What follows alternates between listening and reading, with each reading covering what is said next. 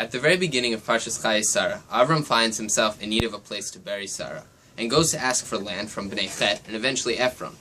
However, an interesting exchange occurs. Rather than go directly to Ephron, from whom he wants to purchase Merat HaMachpelah, he reaches out to the general population and asks them to go on his behalf. Ufigu li b'Ephron ben Sochar. Go ask Ephron to sell the cave. Why doesn't Avram go himself? Well, both Sforno and Ramban ask the same question, and suggest that it was a gesture of respect for the wealthy Ephron.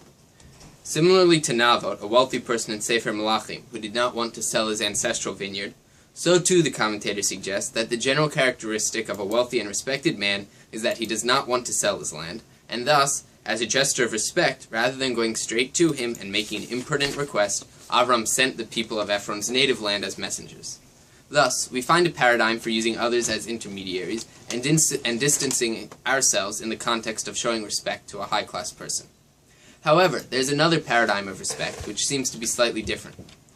If even a person basar v'dam was deserving of such honor from Abraham, and that honor was expressed through interacting at a distance through a messenger, surely HaKadosh Baruch Hu, the ultimate receiver of respect and honor, should be approached through intermediaries. However, in Judaism that is staunchly not the case. We do not approach God by praying to angels or saints or anything else. Rather, we through davening approach God directly, one-on-one.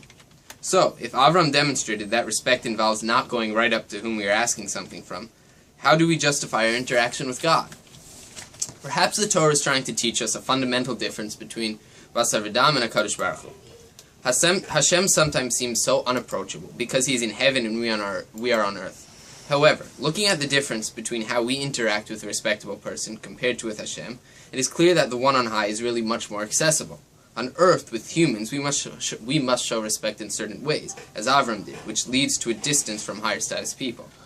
Avram's interaction with Ephron is perhaps designed to starkly contrast our interaction with Hashem, and thus demonstrate the profound point that even though Hashem is granted more respect than any human on earth, we nevertheless are not distanced from him. On earth, respect distances, but on high, respect actually brings us close to Hashem. Of course we have to show respect to God, but that respect manifests itself in other ways, as chosen by Hashem, because he allows us to approach him directly, more directly than would be appropriate on earth, through davening. Thus, this contrast of Ephron with Hashem makes us realize more poignantly and value more greatly how special it is that Hashem has such a close relationship with us. Nevertheless, it was not always like this. Davening itself is a replacement for korbanot, sacrifices in the Beit HaMikdash. We have always been close to Hashem, but in the times of the Beit HaMikdash, we related to him in a way more reminiscent of Avram's relationship with Ephron. The Beit HaMikdash was staffed exclusively by Kohanim and Leviim, and represented a much more ritualized distance, and thus a more classically respectful way for the average person to relate to Hashem. Having to go through such an elegant, regal, and royal, court-like process to approach Hashem added to his honor. Once the Beit HaMikdash was destroyed, regularly scheduled davening came into play. At the same time that we gained a much more personal relationship with Hashem, he was, in a way, mochel on a bit of the respect given to him. Hence, yes, today we weave this amazing relationship with Hashem that is only possible because he is not a Melech Basar V'Dam, and rather the one on high who can relate to us however he wants. But at the same time, we have to realize that something fundamental is lacking in our relationship, precisely because we have become so close.